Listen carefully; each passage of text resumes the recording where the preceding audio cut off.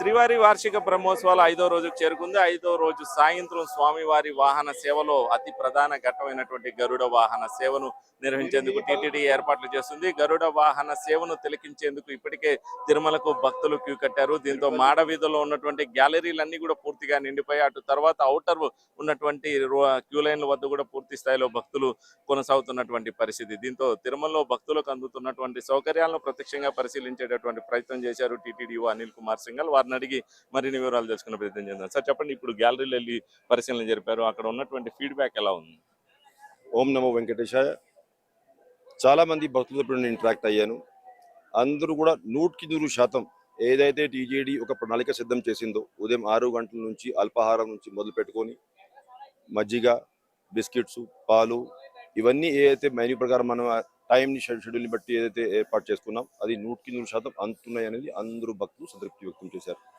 అదేవిధంగా ఒకరిద్దరికి ఆరోగ్యపరమైన ఇబ్బంది ఉన్నా నా ముందే వారందరూ కూడా వచ్చి ఎవరైతే మేము మెడికల్ పారామెడికల్ స్టాఫ్కి ఇక్కడ డ్యూటీస్ ఇచ్చామో వాళ్ళని సంప్రదించుకొని మెడిసిన్స్ ఇవన్నీ కూడా తీసుకోవడం జరిగింది. మొత్తానికి అంటే దాదాపు 1,70,000 నుంచి 1,80,000 మంది ఎవరైతే భక్తులు ఉదయం నుండి వేచి ఉన్నారు. ఎందుకంటే ఇప్పుడు ఉదయం వాహన సేవకి వచ్చేటప్పుడు గమనించాం, అప్పటికే మాడ గ్యాలరీస్ అన్ని కూడా ఫుల్ ఉన్నాయి.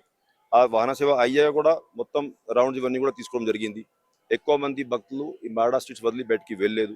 చాలా తక్కువ మంది బయటికి వెళ్ళారు మార్నింగ్ వాహన సేవ అయ్యాక. అందరూ కూడా అప్పటి నుంచి వేచి ఉన్నారు కాబట్టి అందరి కోసం సంతృప్తికరంగా మనం ఏర్పాట్లు చేసుకున్నాం. పర్టికులర్గా అంటే దాదాపు లాస్ట్ 4 రోజుల నుంచి కూడా చూస్తున్నాం. ఏదైతే మనం సాంస్కృతిక బృందాలు ఇక్కడ ఏర్పాటు చేశాము, దాదాపు 28 రాష్ట్రాల నుంచి 298 సాంస్కృతిక బృందాలు ఈసారి వచ్చాయి. ఇవాళ 20 రాష్ట్రాల నుంచి 37 బృందాలు ఇవన్నీ కూడా ప్రదర్శనలు ఇవ్వబోతున్నాయి. అవన్నీ కూడా భక్తుల్ని బాగా ఆకట్టుకుంటున్నాయి. అందరూ కూడా చేసినటువంటి ఏర్పాటును సంతృప్తి వ్యక్తం చేశారు. అదేవిధంగా తిరుమలలో ఉన్నటువంటి విద్యుత్ దీపాలంకరణ కానీ పుష్పాలంకరణ కానీ ఇవన్నీ కూడా బ్రహ్మాండంగా అని చెప్పేసి అందరూ భక్తులు తెలియజేస్తూ ఉన్నారు. అదేవిధంగా శ్రీవారి సేవకులు చాలా మంది శ్రీవారి సేవకులు బాగా చిత్తశుద్ధితో వస్తున్నటువంటి భక్తులందరికీ సేవలు అందిస్తున్నారు. వారు అందించిన సేవల మీద కూడా భక్తులు సంతృప్తి వ్యక్తం చేశారు. ఇంకొక వైపు ఎంతో మంది సెక్యూరిటీ అండ్ విజిలెన్స్ స్టాఫ్ జిల్లా పోలీసు సూపరింటెండెంట్ ఆఫ్ పోలీస్ ఆధ్వర్యంలో అదేవిధంగా సిఓస్ గారి ఆధ్వర్యంలో రాత్రి పగలు తేడా లేకుండా పనిచేసుకుంటున్నారు. వారందరినీ కూడా నేను ఈ సందర్భంగా హృదయపూర్వక ధన్యవాదాలు తెలుపుకుంటున్నా. ఎందుకంటే ఇంతమంది భక్తులు మాడా స్ట్రీట్స్లో అదేవిధంగా బయట ఉన్నటువంటి పరిస్థితుల్లో ఉన్నప్పుడు వాళ్ళు కంటిన్యూస్గా మానిటరింగ్ చేసుకుంటూ వస్తున్నటువంటి CCTV camera feed 3,000 CCTV camera feed data analytics ద్వారా మానిటరింగ్ చేసుకుంటూ వెహికల్ పార్కింగ్స్లో ఉన్నటువంటి ప్లేసెస్ అంతా కూడా మానిటరింగ్ చేసుకుంటూ మామూలుగా అందరూ గమనించి ఉంటారు.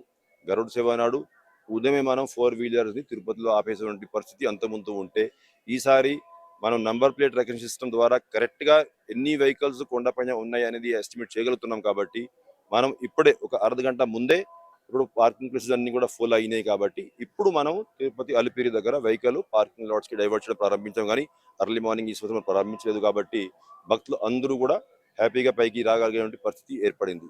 అదేవిధంగా ఏపీఎస్ఆర్టీసీ కూడా దాదాపు 3,100 ట్రిప్స్ వేయడానికి సిద్ధంగా ఉన్నారు. కాబట్టి ఎక్కడ కూడా భక్తులకి మూవ్మెంట్ అదేవిధంగా వాహన సేవ తెలికేటువంటి కార్యక్రమంలో అదేవిధంగా మూలవార్ల దర్శనంలో ఎక్కడ కూడా ఇబ్బంది లేకుండా అన్ని కూడా సాఫీగా జరుగుతున్నాయని నేను భావిస్తాను. ఇప్పటికైతే మాడవీధుల్లోనే గ్యాలరీలు నిండిపోయాయి, వెలుపుల భక్తులు అయితే వేచి ఉన్న పరిస్థితి ఉంది. వారికి దర్శన భాగ్యం కల్పించడానికి ఎలాంటి ఏర్పాట్లు?